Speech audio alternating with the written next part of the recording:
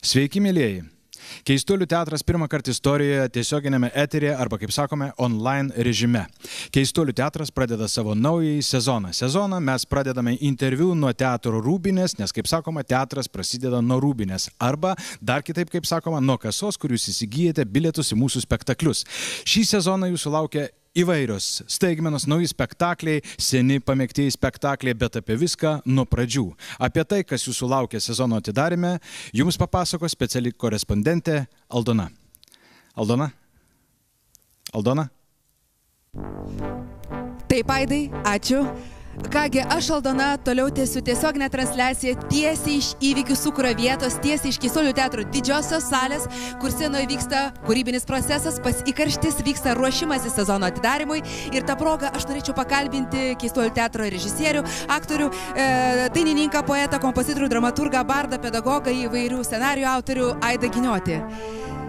Sveiki, taigi ką esate paruošę ir kokiu spektakliu pradėsite šį Keistuolių teatro sezono atidarimą? Į sezono atidarimą mes pradedam pačiu brangiausiu, mums svarbiausiu praeito sezono spektakliu, tai Maksimo Gorkio Vasarotojai.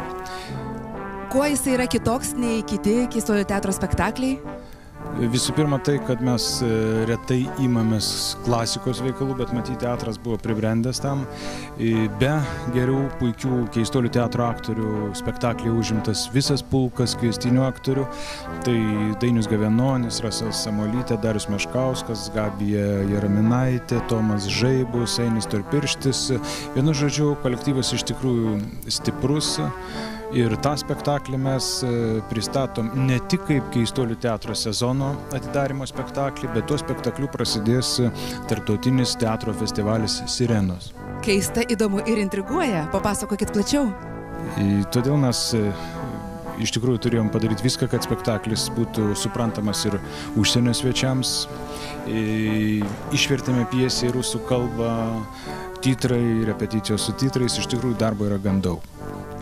O šios iškabos, tai kaip suprantu, bus toksai keistuoliškas pokštas? Kuria prasme? Na, jos yra lietuvių kalba.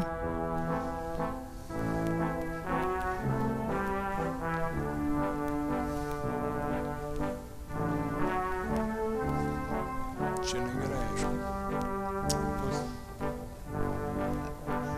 Kągi, tęsime transliaciją toliau. Vaidotai? Vaidotai?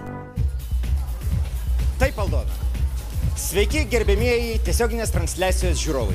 Kuriant spektaklį aktoriui yra ypač svarbu kuo tiksliau išmokti tekstą, kad scenoje vyktų viskas kuo sklandžiau, kad galėtum kuo tiksliau susigyventi su savo personažu. Bet ką daryti, kai įvyksta paskutinis spektaklis? Kaip aktoriui gyventi toliau? Kaip pamiršti tekstą, kad jis jo nepersekiotų visą likusį gyvenimą?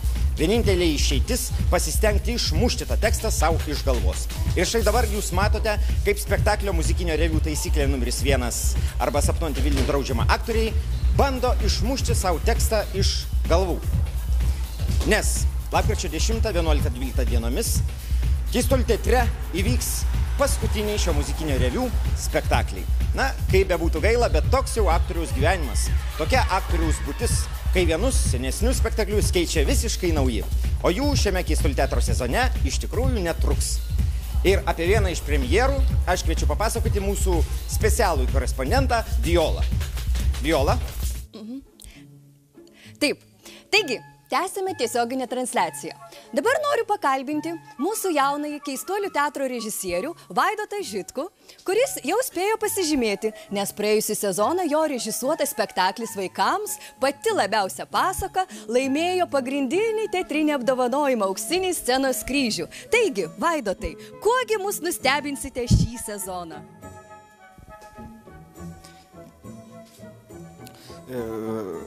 Šiaip šį sezoną aš bandysiu nustebinti pat save, nes tai yra naujas iššūkis man, pirmasis mano spektaklis suaugusiam ir tai spektaklis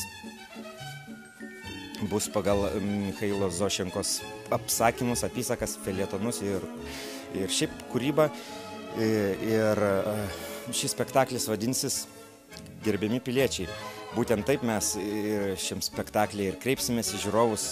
Gerbiami piliečiai, kaip ir Zošenka kreipdavosi į savo skaitytoją štai taip pagarbiai, iškiliai, pakiliai, išaukštintai, taip, kai šiuolaikiniam pasaulyje mažai kas vienas į kitą taip kreipiasi. Betarpiškai.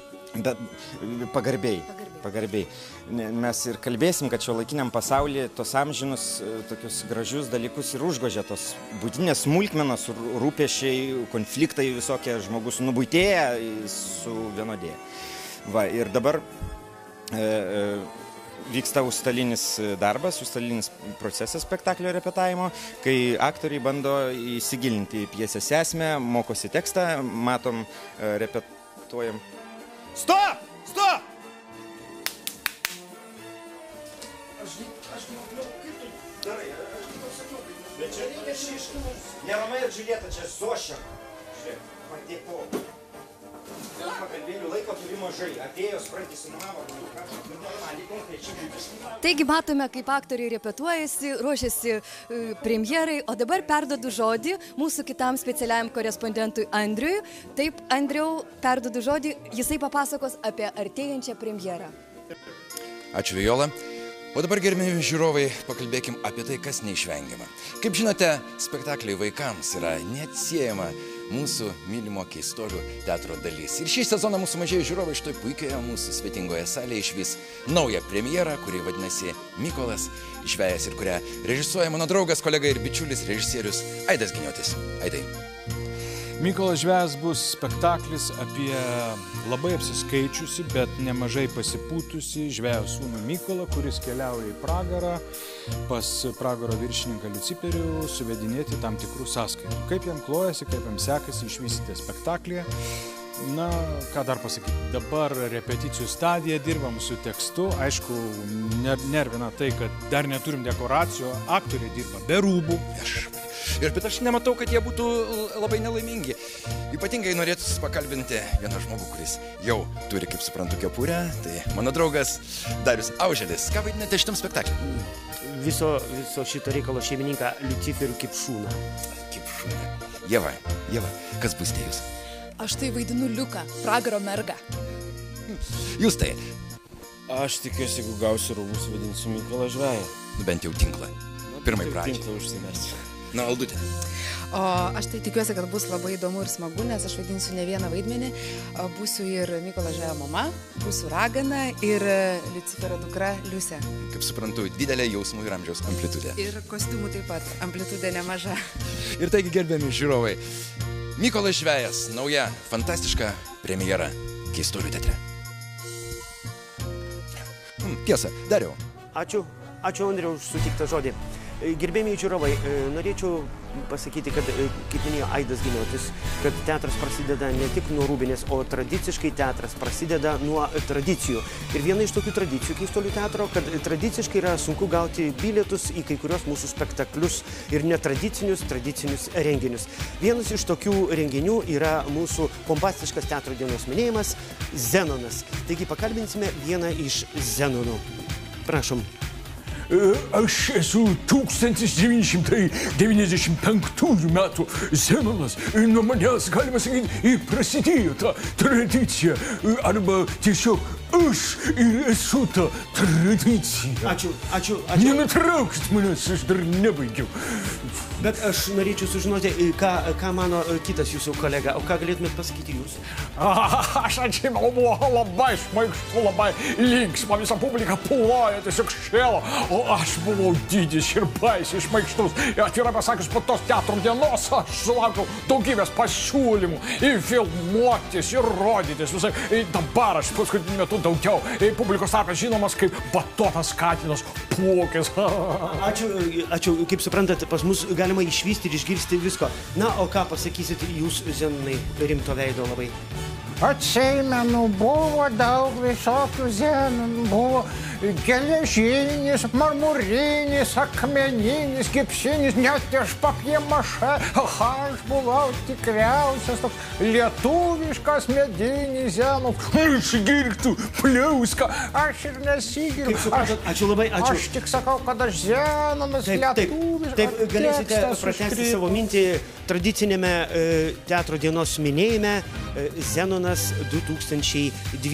Taigi, sekite reklamą, neatsitraukite. keliaukite nuo Keistuolių teatro.